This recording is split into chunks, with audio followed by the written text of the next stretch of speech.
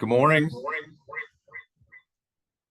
good afternoon, and good evening. Thanks so much for joining today's webinar, A People-Centered Approach to Achieving the Global Biodiversity Framework. I'm Kevin Green, Vice President at RARE, where I lead the Center for Behavior and the Environment. As many of us here today are aware, many of the most pressing threats to biodiversity, like habitat degradation and overfishing, share something in common. Probably many things in common, but at least one thing: they need people and the choices and decisions that they make to be really at the center of their solutions.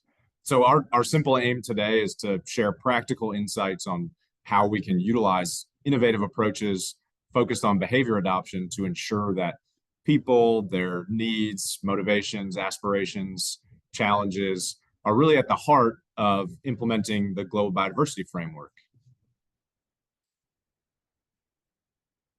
So we're very lucky that we have a great lineup of folks to share that with us and talk about that. So we'll spend the next 60 minutes or so hearing from a few experts. First, we'll have Sekile Silachena, the head of science, policy, and governance at the Convention for Biological Diversity, who's going to share some reflections from Cali, Colombia, where just over a month ago, the 16th Conference of the Parties to the CBD took place.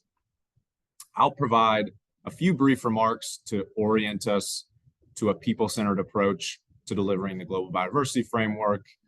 Then Janine Reyes-Garcia from the Jeff Independent Evaluation Office will discuss how we can move beyond enforcement strategies and awareness raising to drive behavior change. Elle McKay, Managing Director of the Belize Maya Forest Trust, is going to share her experiences and insights on engaging communities in co-design efforts. And my colleague, Monica Varela, the VP of Lands for Life at RARE, will share her experience with behavioral insights informing program design in engaging with agricultural producers in Colombia. If there's time, we'll take a few questions from you at the end. So let's dive right in. Just to get us all on the same page to start, I'm sure most of us remember almost 2 years ago, back in December 2022, parties to the Convention on Biological Diversity adopted the landmark Kunming-Montreal Global Biodiversity Framework, which really outlined 4 ambitious long-term goals for 2050 and 23 actionable targets to be achieved by 2030. This past October, over 20,000 representatives from national governments and civil society organizations reconvened in Cali, Colombia for the 16th UN Biodiversity Conference, COP16. I was lucky enough to join a bunch of my RARE colleagues there, where we hosted a reception together with the CBD Secretariat on people-centered solutions for the implementation of the GBF, and engaged in a lot of conversations in a bunch of different forums for how we get people at the center of these solutions. A ton happened during those 2 weeks in Cali. If you've ever been to something like this, it's amazing how much happens in just 2 short weeks. And I'm delighted that we have a much better interpreter of those events here with us today to help us digest and understand where we are. So with that, I'm happy to hand the mic to our first speaker, my friend Sekile Silachena, again, the head of science, policy, and governance at the CBD, who's going to share some of her high-level reflections from Cali. Sekile, over to you. Thank you so much, Kevin and colleagues. So I'd like to thank you, my friends at RARE, for your invitation to speak on people-centered approaches to achieving the Kunming-Montreal Global Biodiversity Framework. It is a long title, so I'm just going to refer to it as the GBF.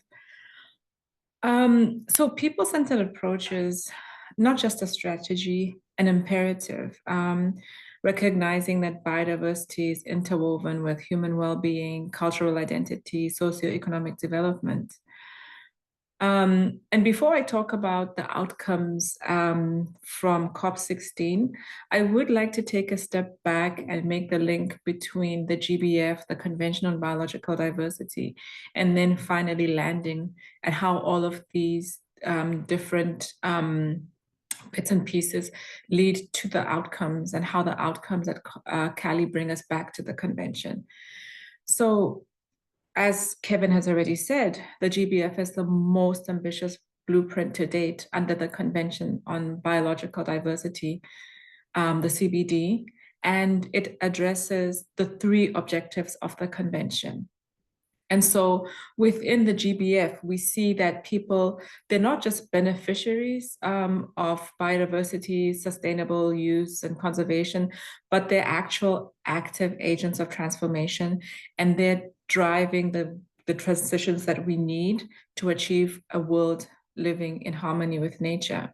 And I want to go back to the actual convention. If you look at the text of the convention that was adopted in 1992, you will see that Article 8J recognizes the role of Indigenous peoples and local communities.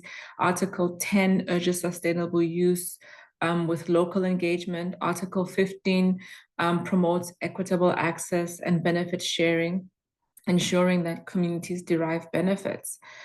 So these articles lay a foundation for empowering people. And then how does that lead us then through the GBF into COP16? I want to highlight 3 important outcomes of COP16 that really pinpoint the need of putting people at the center of action. And so everybody knows about the Cali Fund for Digital Sequence Information. This fund seeks to share benefits from the commercial sectors, such as pharmaceuticals and agriculture, directly with developing countries and with Indigenous peoples and local communities. And by supporting local initiatives, the fund empowers communities to shape their own sustainable futures. And it demonstrates that transformation begins with fair resource distribution. Another important outcome at COP16 that really puts people at the center of action is the establishment of a permanent subsidiary body for Indigenous people and local communities. It institutionalizes the rights of Indigenous peoples and local communities and underscores their role as decision makers. It recognizes that Indigenous governance systems and traditional knowledge are powerful drivers of biodiversity resilience and catalyzing transformation. Other important decisions include the Sustainable Wildlife Management decision that recognizes that effective conservation is not just about protecting species, but also about empowering communities, particularly women and IPLCs. We also got a decision that recognizes Afro-descendant communities and their rich cultural and ecological heritage, and their role in shaping resilient ecosystems and promoting social equity. And so, in short, Cali served as a crucial reminder that transformation is complex, and while we have several challenges remaining, the need for collective, people-driven solutions is important. And so I just want to remind us all that we, people, are not passive recipients of biodiversity policies, but we are the architects of the future we see. And the GBF will succeed through our own ingenuity, resilience, and commitment. We need to empower individuals and communities to lead and foster a movement where transformation is shared and biodiversity is a legacy for all. Thank you so much.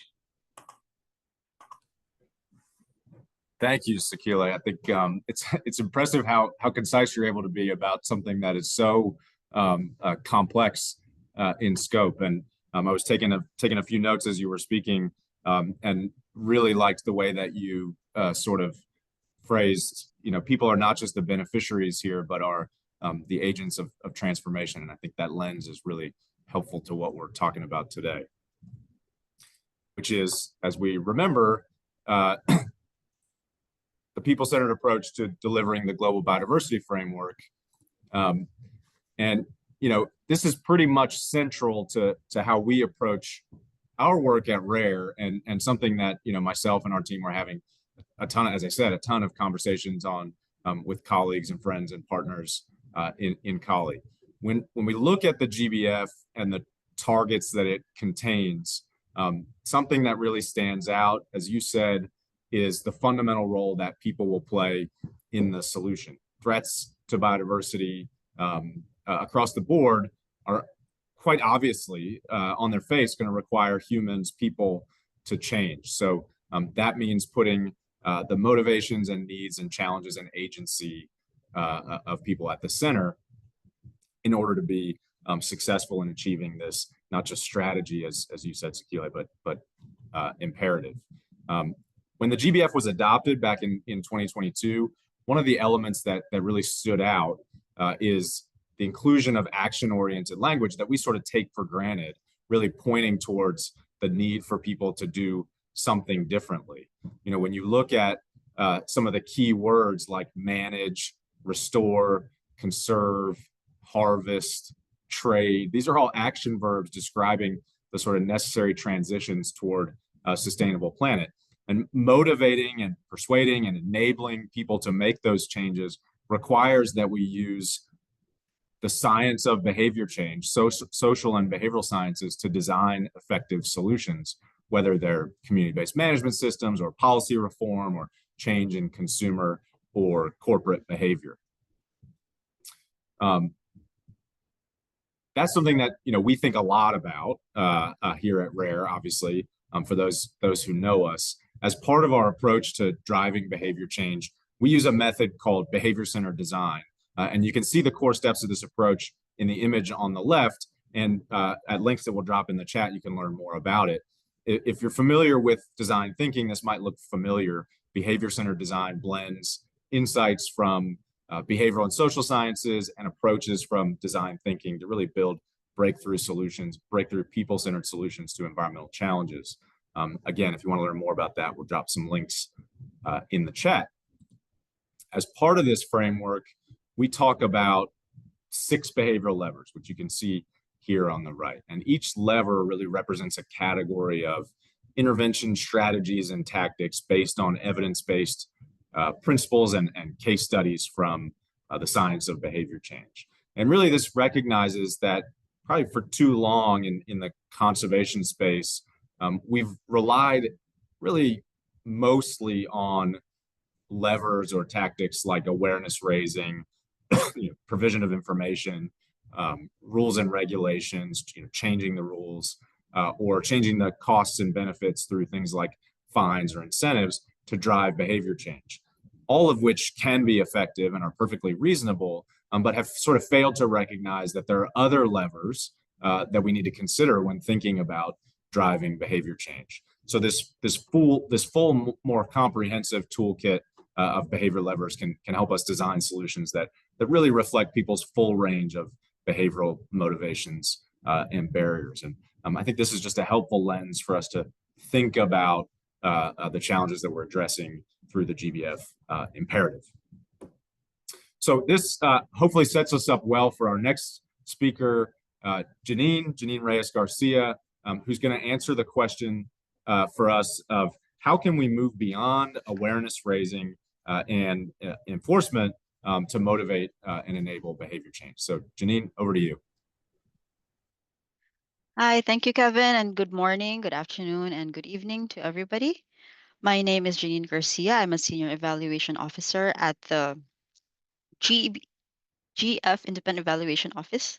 Sorry, let me share my presentation now. There you go.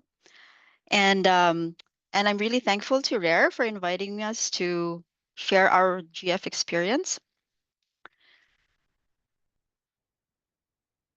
So before we start, okay, there you go. Before I start, just for those who may not know, the GEF, or the Global Environment Facility, is a family of funds that was established in 1991 to be the financing mechanism for the multilateral environmental agreements on biodiversity, climate change, and land degradation, as well as ozone depleting substances, persistent organic pollutants, and recently mercury. And also now it's the financing mechanism for the biodiversity beyond national jurisdictions, as well as the GBF, which is the topic of our webinar. Now, as well, for us in the Independent Evaluation Office, or IEO of the GF, our role is to promote accountability and learning. We're report directly to the Council of Countries to help guide their decision making as to what programs to fund. And also, we try to inform the GEF Secretariat in their programming on what works and what doesn't work. So, since I'm coming from an evaluator's perspective, you can count on me to share not only experiences of what worked, but also what didn't work so well, and also what the current challenges are. Now, last year, we actually did an initial study on how behavior change has been used as a strategy, as an approach in the GF.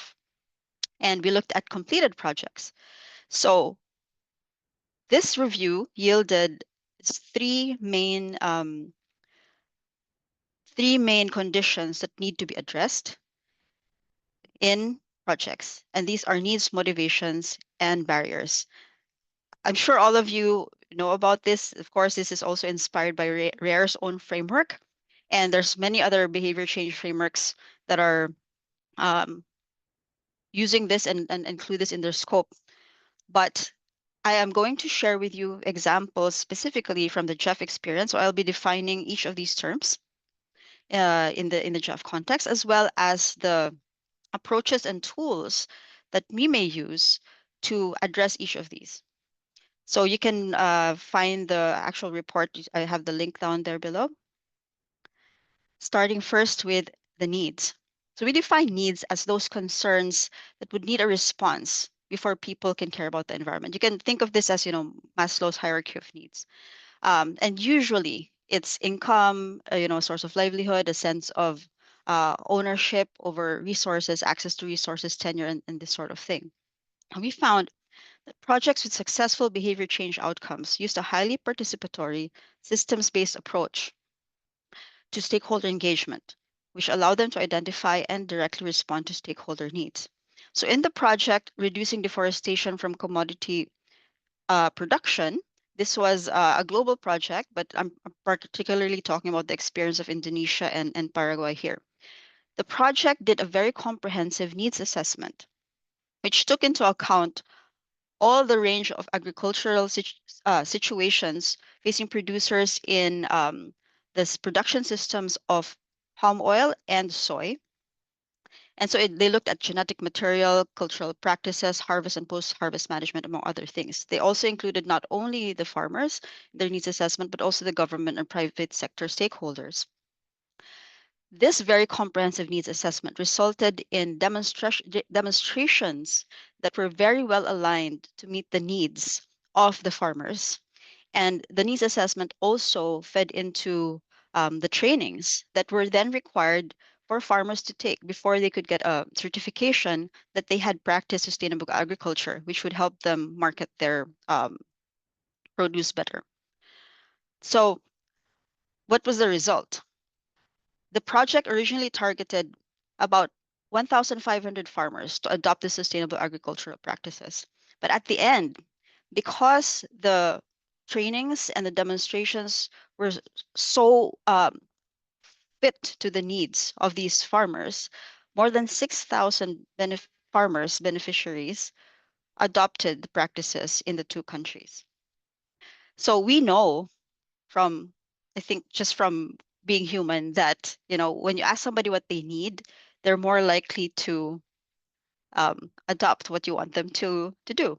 And so a needs assessment is very important, but not only this, participatory multi-stakeholder engagement. We've seen this in so many projects again and again, that when you ask people not only what they need, but also what they think the solutions are, they have more ownership over the interventions and they are more likely to do them. Now, here's an interesting sort of counterfactual, because there was another project, a similar one in Brazil, also on soy production. And this one was initially not so successful. Why?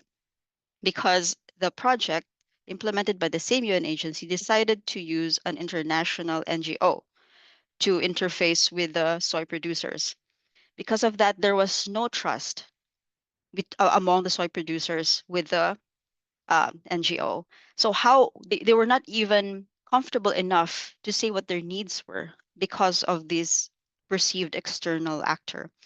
Only when the project decided to give the executing power to a government research corporation, which is Embrapa, whom the producers already knew, had a long-standing relationship with these farmers. Then the project started to move forward, and that's why it's also important to make use of local entities where there are already trust relationships, and there are always there are always entities like this. So it's a matter of supporting these entities and empowering them. So next, motivations. So we distinguish needs and motivations by how crucial they are to survival, right? So if the need is, let's say, people are starving and they don't have any money to even eat. So that becomes that's where income and livelihood are a need.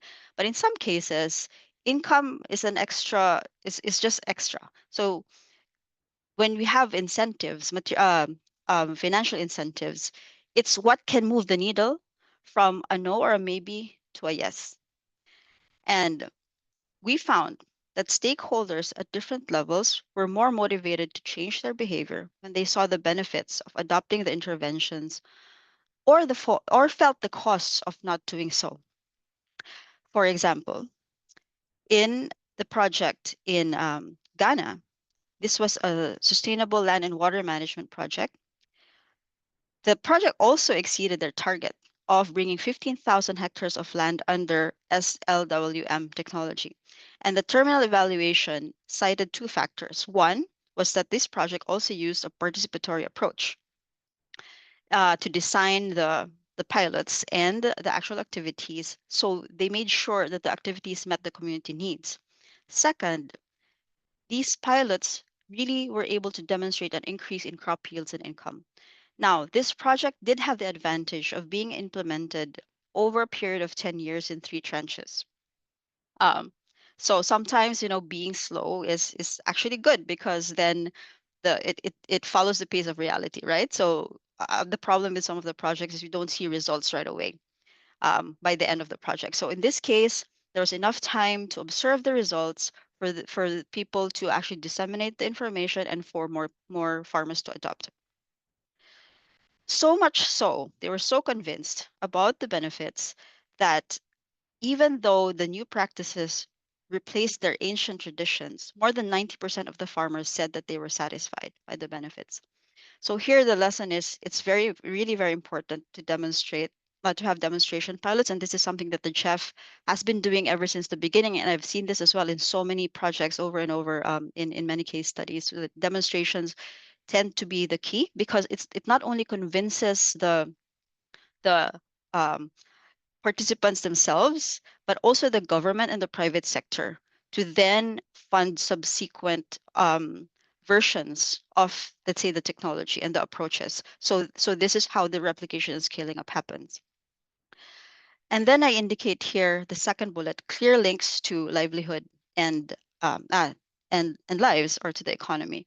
So why is this also important? Because at the government level, for example, Ghana, the reason that the government was so keen on implementing this project, as well as other similar projects, is that they had already suffered from soil erosion and forest degradation. They were able to quantify the high economic losses from this, and so they were all out in their support of this project. And this is something that we observe as well in other projects where when there's a lot of loss, the government economic loss, when there's been a lot of pain, the governments are very eager to support these kinds of interventions. And so the demand comes from them. So it's not just us as funders of projects asking people to be more environment friendly, but it's actually coming from them. And the third bullet here, which is information, emotional appeal, and social influence. Why do we include this? Of course, information awareness raising is still very much important, but it's when the information is focused on informing not only the participants on the ground, but especially the decision makers about what the links are between the action or non-action and the consequences on the livelihood and lives is when it becomes really convincing. And when you further personalize it using emotional appeals and social influence, and the motivation is very strong. Okay. So third is the barriers. So here we define barriers as the challenges that are preventing action despite a very strong willingness in spirit. So the intervention may meet the community's needs. They may have a very strong motivation because they see the benefits, but still they're not able to change their behavior. Why? Usually this is financial. They don't have the capital to, let's say, purchase the equipment or the infrastructure.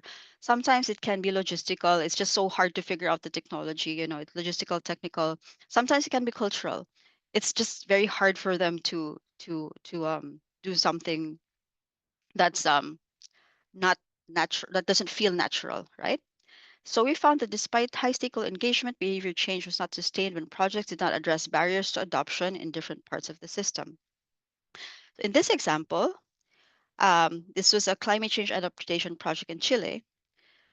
There was a lot of trust that was, this was mentioned in the terminal evaluation as well, a lot of trust between the project technicians and the fishing communities because and because of this trust, the fishing communities were very eager to implement the project and participate. However, the permits to actually implement the new livelihood that was introduced by the project were so complex and slow, even while the project was going on, that there was even no chance of them being able to implement the livelihood after the project had ended. Furthermore, the project actually failed to provide the infrastructure and access to capital in the markets that would have helped the fishing communities to actually profit from this new livelihood. And so these are the sort of systems level things which, maybe for us looking at this in hindsight seem to be common sense, but unfortunately the project did not provide these things. And so in the end, the livelihood did not succeed.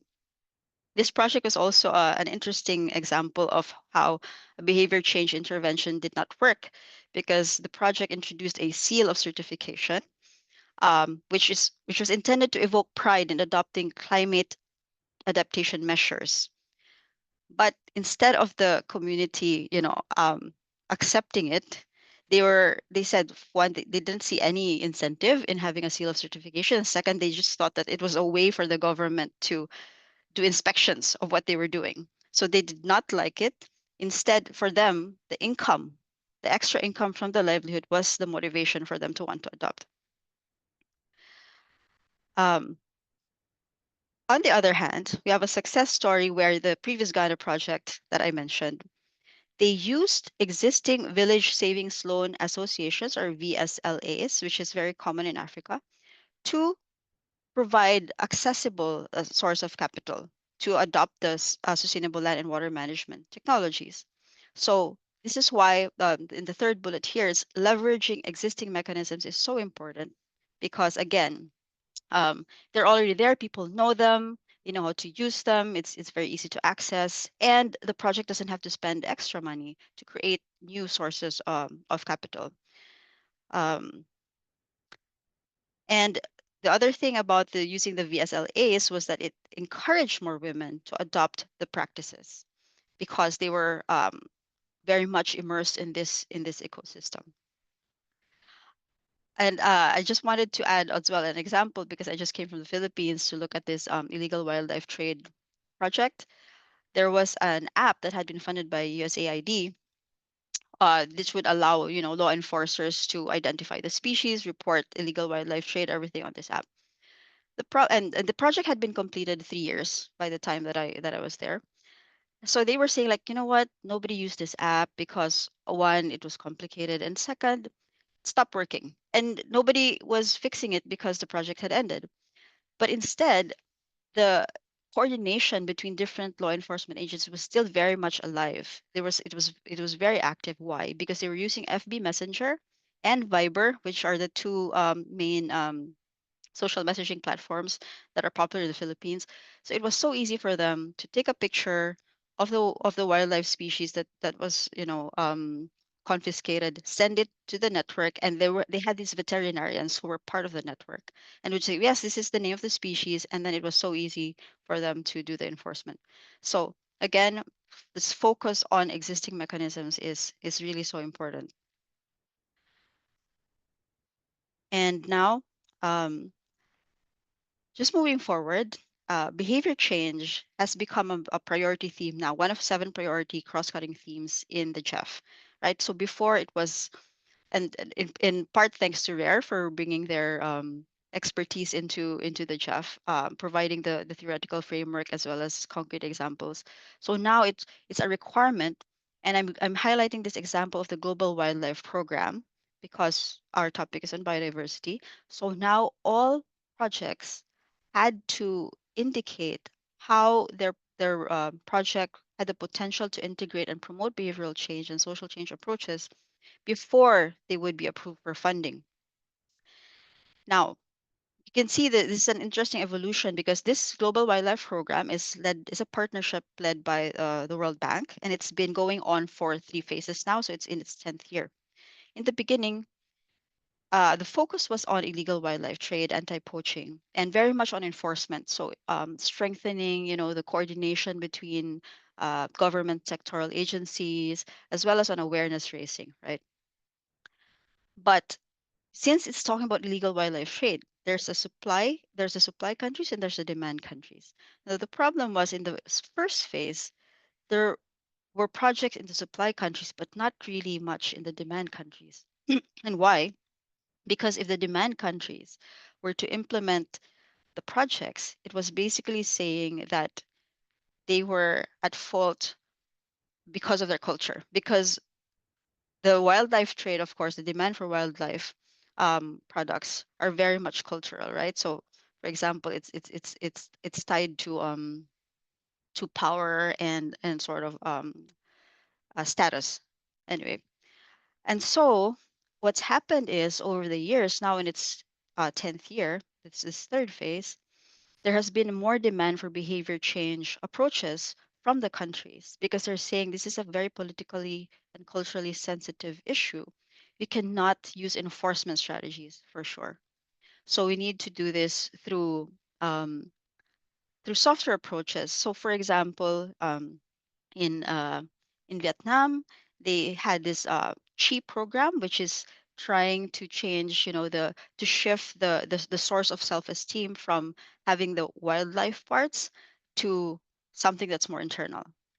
In Thailand, they're using the celebrities to influence and inform people. So it's still awareness raising, but it's related. But now they're using celebrities and social media influencers for this. In Indonesia, for example, they're also linking up with religious and faith communities because some of the demand for wildlife is actually has its basis in religious and traditional beliefs. And also, lastly, it's interesting how now in its third phase, the name of the program that's funded by the GF is called Wildlife Conservation for Development. So there's really an emphasis now on the benefit for people. And the shift there's a little bit less on the trade, but now more on the human wildlife coexistence. So again, emphasizing the use of biodiversity to benefit people. And right now, this GWP is actually really providing technical support actively to the projects, to the countries, so that they can design their projects with a lot of behavior change interventions integrated in them. And these are some of the resources in case that's useful for you. And thank you very much. Looking forward to the other presentations as well.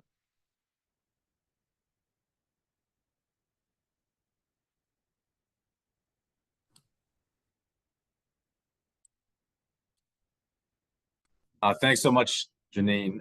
We all have, I think, so much to learn from the the really important and far-reaching work that you're doing at the evaluation office. And I think a really important takeaway in the earlier part of your remarks that I want to emphasize is focusing first, before motivations and barriers, really on the needs of our stakeholders, both for the purpose of equity and inclusiveness that we often think about, but also really from the perspective of effectiveness and ultimately being successful.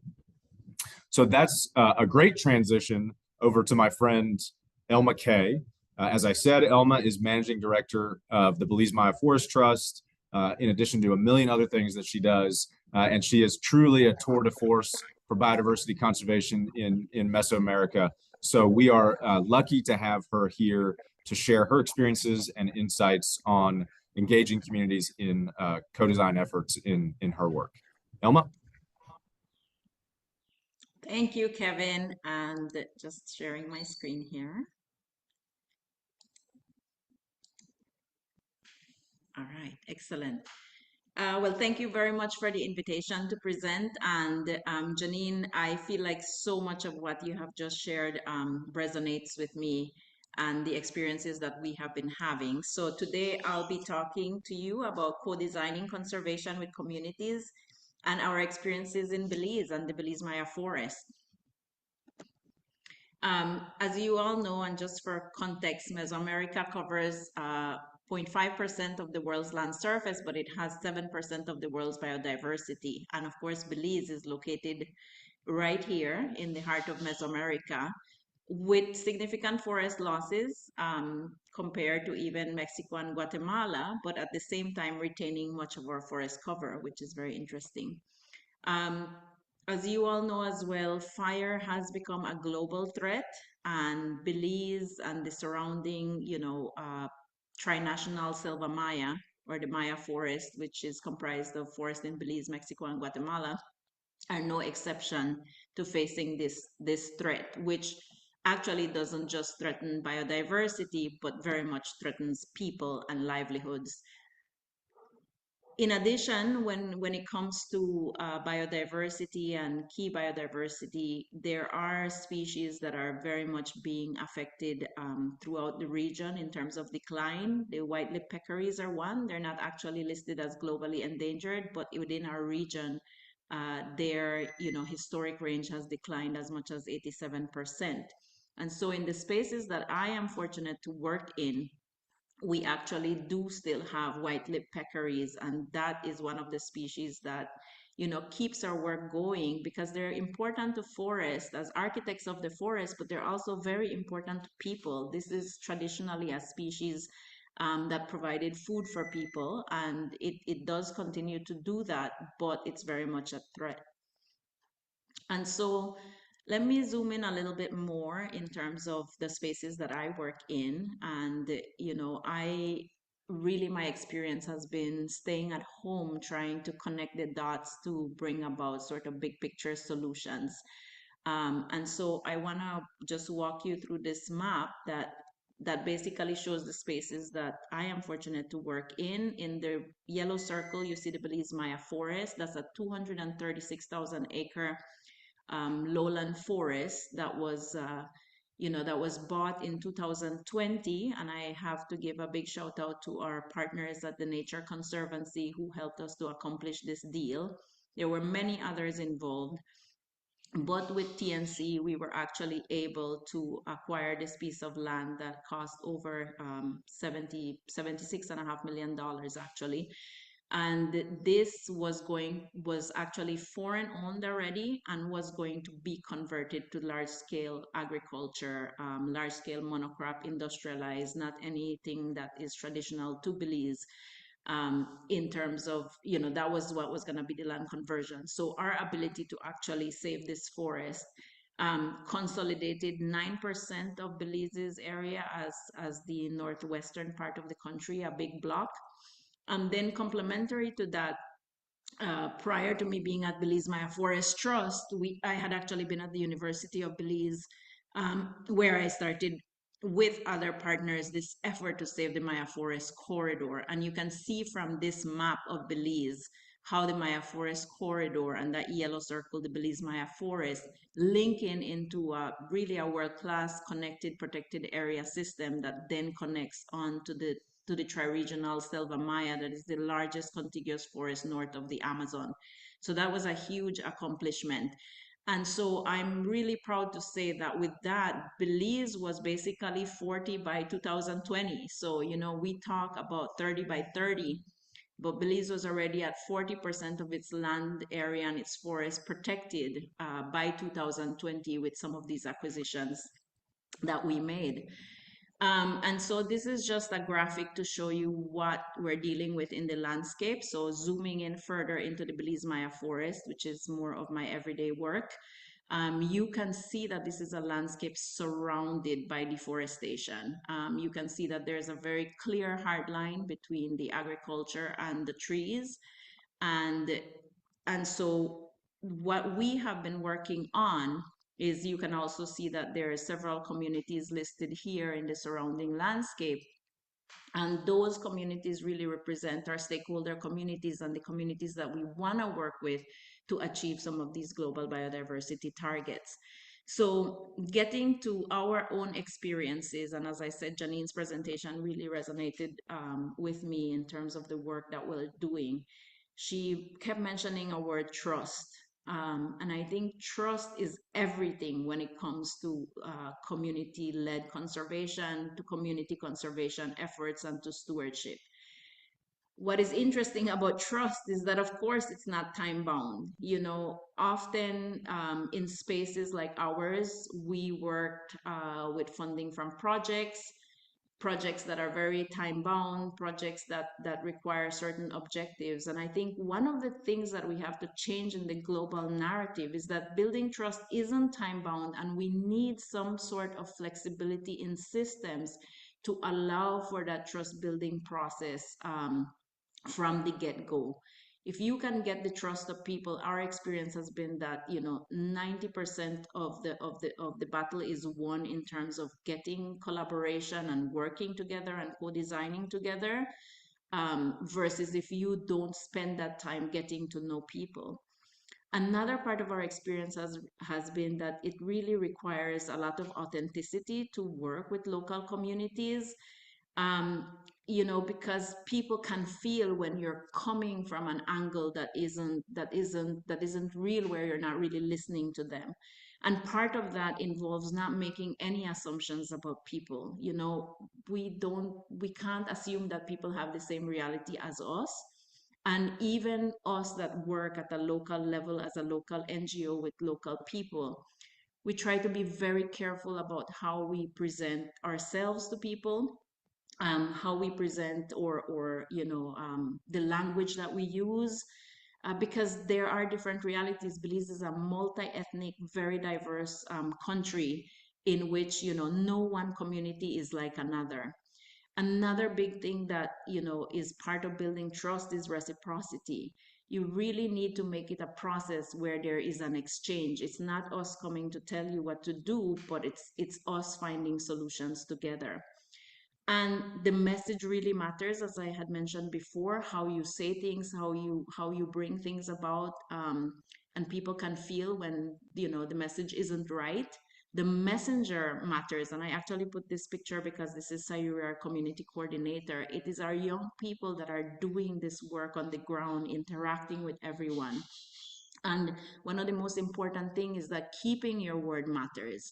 And going back to the global biodiversity targets, as well as some of what other speakers have brought about, the planning process and having that planning process be participatory and inclusive is a key aspect of actually being able to solidify your relationship with the communities, because that helps you to put together things in place, plan together, and have a roadmap for how you're going to get there, that you can constantly, of course, adapt. And one of the big areas that we have placed a lot of emphasis on is stewardship. Stewardship, because at the end of the day, if local communities don't have ownership of these initiatives, they are not going to be successful. And part of what we know from behavioral science and from partnerships like what we have with RARE and the Cornell Lab of Ornithology, in trying to really learn from our communities, is that creating pride and inspiring hope are a big portion of your success with communities. You have to start from that angle. We know that we're overwhelmed with global problems, but we need to be able to create that pride and sense of hope. we also need to be able to respect local and traditional knowledge, and culture and cultural norms are something very important, because it's really nuanced. Sometimes we can look at cultures, and there's really what we see as positive aspects to culture, and there may be traditions and culture that you might want to change. But coming from that angle of not making assumptions and not trying to tell people what to do, I think sometimes those realities become very obvious to you, and people share with you the things that they would want to change. And that is where the part comes about understanding the community's needs, as Kevin and Janine said, and using that as your point of departure. Empowering stewardship also values mentorship, and that mentorship can be two-way, because we also learn from our communities. And one of our most important experiences has been that for any stewardship to take place, you have to have champions. So often, projects and systems focus on trying to go big from the beginning. How can we support groups? Groups often are plagued with all kinds of dynamics that don't necessarily make activities successful. But when you have individuals who really believe in it, they can actually be your voice. And so to finish off, I just wanted to say that my last slide, I put a question mark on scaling up, because I think we have so many experiences of working intuitively with communities, having some of that intuition and local knowledge validated by behavioral science through, for example, our partnership with RARE on fire use and safe fire use. But really the question is, how do we scale up the efforts? Because we know that even within our countries, within our regions, at a global scale, we need those efforts to be bigger. And definitely social inclusion has to be part of it. But I just want to put a plug in here that social inclusion has to be with respect and understanding. Global systems come to us as frameworks that can be used, but those systems need to be flexible and adaptable. Because if we end up too much about ticking the boxes, we often end up not respecting and understanding how social inclusion could actually come about within these communities. We also need locally driven and led solutions. And leadership is so key here. Local leadership is so key, because we don't need tone deafness or more tone deafness to our leadership. We need to be at all, I would say at all scales, we have to be very mindful of ensuring that we're still connected to the solutions that are actually being implemented on the ground. And I think that scaling up also requires a sort of equality of arms when it comes to partnerships and resource allocation. Sometimes some of our best minds end up moving away from home and going somewhere else. This is a reality for all developing countries. Few people end up staying, well, not few, but not everyone ends up staying home. And that's okay. People need to move around. But I think if there was more equality of arms in partnerships and resource allocation, we would have more local leaders staying and empowering people on the ground. And finally, I think that scaling up will require global shifts. Often a lot of everything, including conservation and conservation projects, as well as products that are produced within our communities, those are based on supply and demand. And so the demand is really coming from somewhere else. And so that influences the supply. So I think we're going to need some global shifts as well in our patterns of consumption and what we demand, if we really want to see local solutions persevere and be successful. And with that, I thank you. Elma, thank you so much for those helpful remarks. I think I have maybe a need for a new series of Elma K mantras to put on my refrigerator or something. Things like, I wrote down, trust is everything, don't make assumptions, keeping your word matters. I also love the question on scaling up and what that means in the context of locally led and designed and driven solutions, which I think ties to a really great question that our friend Gail Burgess asked in the chat over here. So that's a great topic as well. Last but certainly not least, I want to hand it over to my friend and colleague, Monica Varela, who is leading RARE's efforts to engage farmers and producers in Colombia in the goals of the GBF through the adoption of regenerative farming practices. Monica, take it away.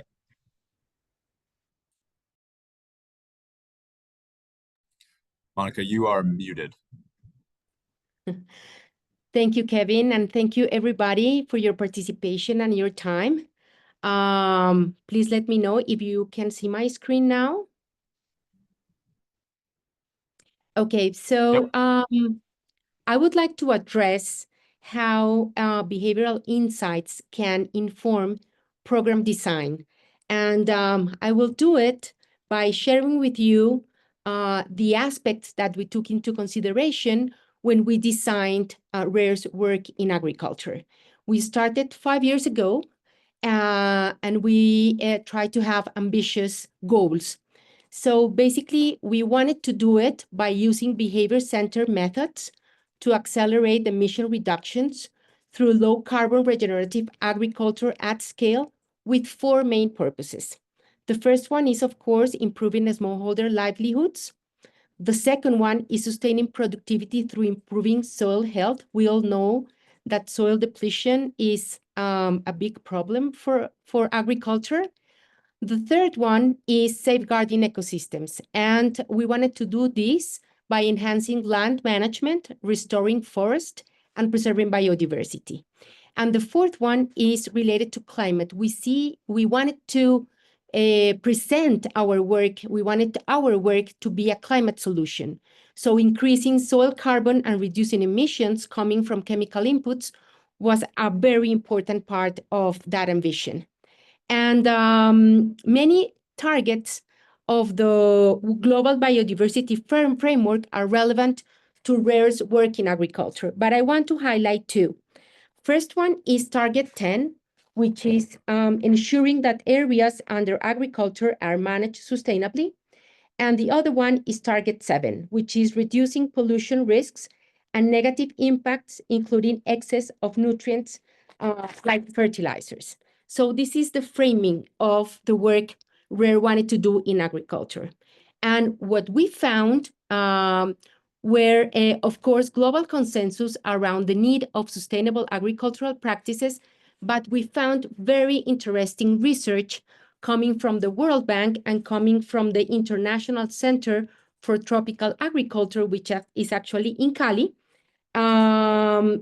who found out that the adoption of simple and cost-effective practices is low, and mainly because of behavioral reasons. So farmers still hold false beliefs, have very rooted habits, biases, and mainly a resistance to change. And you may relate to these pictures. This is normal for many for many farmers around the world. So we have soil degradation, we have increasing pests and diseases, we have a changing climate, and of course, farmers need quick short-term solutions. And those quick short-term solutions usually increase the problem, make the problem deeper, because it implies using more and more chemicals, pesticides, herbicides, fertilizers, and what is worst is that everybody around is doing that. So this is the normal. Conventional agriculture is still the normal for many farming communities around the world. So what we found is that traditional strategies were very much there, relying on external regulations like punishment and reward systems, and just technical training, just offering information, but not really looking at the emotional factors and context barriers that my colleagues have addressed before. So we started to think how to use the traditional behavioral levers like information, rules and regulation, and material incentives, and how to complement them with Rare's behavior-centered design framework that Kevin referred to before. And we started to find ways in order to expand that traditional approach by adding three critical behavioral levers, which are the emotional appeals, social influence, and choice architecture. And we designed, jointly with the B Center, a psychosocial theory of change that relies very much on the principle of uncertainty aversion. So basically, people tend to favor what is familiar to them over new situations, even though those familiar choices can be suboptimal. And this is very important in agriculture, where introducing any innovation can be perceived as very risky. So what we ended up doing was categorizing farmers into three different groups based on their resistance of change. So we have the early adopters, which we call the low resistant farmers, and are those farmers that are open to change and that are natural leaders. We have a second group called the meat-resistant farmers, which are the conditional adopters in behavioral science, and they require evidence of success. And I'll refer to the demonstration that Janine was referring to. They require evidence of success. They are willing to change if they see that this is working for someone else. And we have our high-resistant farmers, which are the resistant adopters. They do not only need the evidence, but they also need a little bit of social pressure in order to change. So our theory of change is very much based on the theory of social norms. We try to create a snowball effect where we work with low-resistant farmers in creating social proof. So our strategy with this group is making the adoption of regenerative agriculture, of climate-smart agriculture, as simple as possible.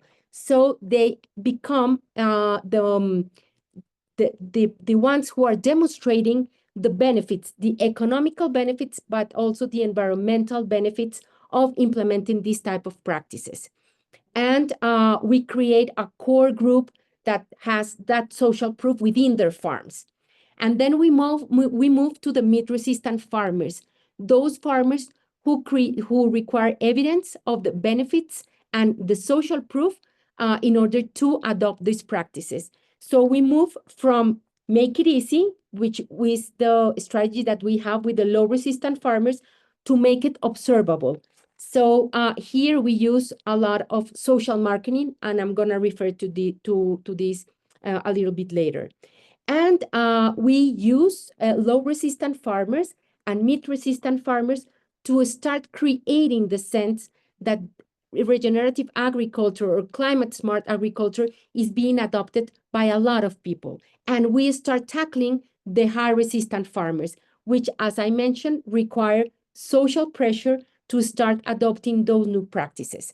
So this is in a summary, the theory of change that we have developed, and the idea is to move from the normal, the social norm currently, which is conventional agriculture, towards a social norm related to regenerative agriculture. And we see this is the way to sustainability, because we are changing the norms around agriculture. We have a couple of complementary strategies. So the early adopters become multipliers.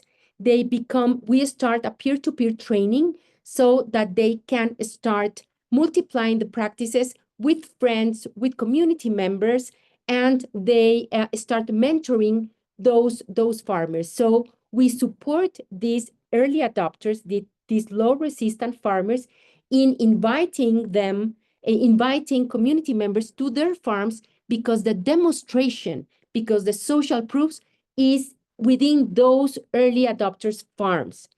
And we start creating influence to get a broader adoption of the practices. And what this is helping us to do is creating a community-based rural extension, because we are having farmers that become experts in the technical aspects of how to implement the practices. And we complement that technical expertise with soft skills so that they can really be effective in their role as mentors and multipliers. We complement everything with social marketing, because as you saw, what we need is everybody talking about regenerative agriculture or climate smart agriculture. So social marketing basically adapts traditional marketing principles to promote community positive change.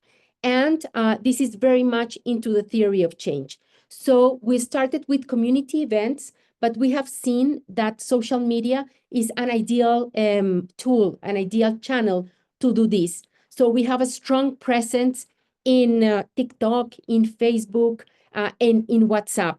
And this allows us to foster a collective movement towards sustainability. To wrap up, the portfolio of practices that we are promoting, as I mentioned, is simple, and we have been able to get high adoption rates of the following. Of course, soil organic matter is key in areas where soil is very depleted. We use soil test analysis in order to get in fertilization plants, and we teach farmers how to read that soil test analysis result. We promote the expanding of natural covers in order to protect the soil. We are providing farmers agroclimatic data weekly so that they can plan all their crops activity around climate. We are promoting the use of landscape management tools, and in the past 3 years, we have been able to plant more than 200,000 trees in an area of Colombia called Meta, which is in the transition zone between the Andes and the Amazon. It is a key hotspot for biodiversity. We are using pest and disease integrated control and water management and conservation. And of course, we are not doing this alone. We have a strong set of partners. First, I would like to mention the farmers associations, the farmers and the municipal authorities, but we are also working with the Ministry of Agriculture of Colombia, local universities, local agricultural research institutes. We are working with departmental authorities and environmental authorities, and we have international partners such as TNC, the Coca-Cola Foundation, UK Pact, Palladium, and now we are starting to transfer this model that I'm telling you about to a big project that is promoted by USAID called Sustainable Agricultural Activity. This is what I wanted to share with you. Thank you so much, and I welcome any questions. Thank you, Kevin. Thanks so much, Monica. So much rich information from all of our speakers that's all we have time for. We won't have time for a Q&A this time, which means I think we're going to have to ask Monica and Elma and Janine and Sekile to come back for just a dedicated Q&A and discussion with so many of the amazing people that I know are in the audience listening today and still hanging around with us a few extra minutes. One last big thank you to our speakers, and of course to all of you, the attendees, for joining us today. If you're interested in exploring how to work with Rick further on any of these things, please don't hesitate to reach out to us. We're going to send you a recording of the webinar in the coming days, so keep an eye on your inboxes for that and for any follow-up information related to future events. With that, a big thank you to you all for being here, and good luck in all of your work. Thank you.